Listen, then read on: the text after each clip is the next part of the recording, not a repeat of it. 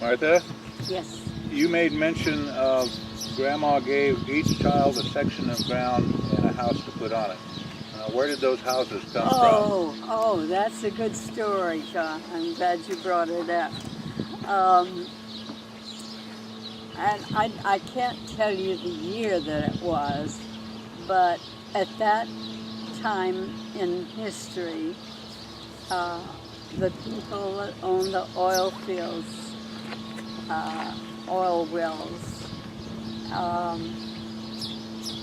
provided housing for their help.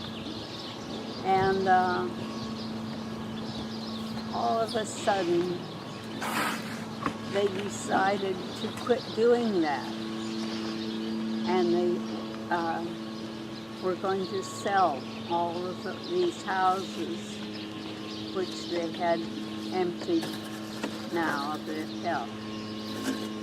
And my mother heard about it, and she got a hold of a house mover. And where she got the money, I don't know. She must have made an oil lease someplace along the line.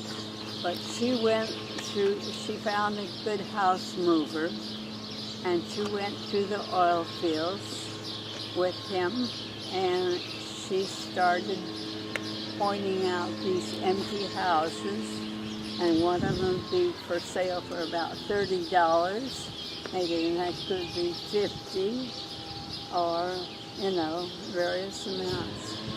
And she bought about 7 or 8 of those houses. And she put 5 of them down on our acreage of land, and that supposedly was one for each child. Frances never moved into hers. Yes, Doug Miller is the one that built our house. I mean, these houses were pretty old and decrepit that Mother bought in the oil fields. Mm-hmm. And they needed a lot of repair. They, as I said before, they didn't even have electrical equipment in them. And so it was Doug Miller that made that old house into a home for us. And he did the same for Tilton. Mm-hmm. As I say, Frances never used hers, so it never got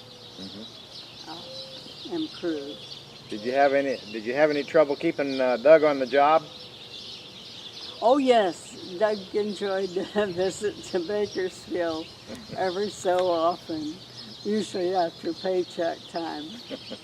And he was there until the money was gone, and then he would come back. He was a character. He was an interesting fellow. He was really, could have been an artist. He could draw very well, and he had a good sense of humor. But he was a drifter.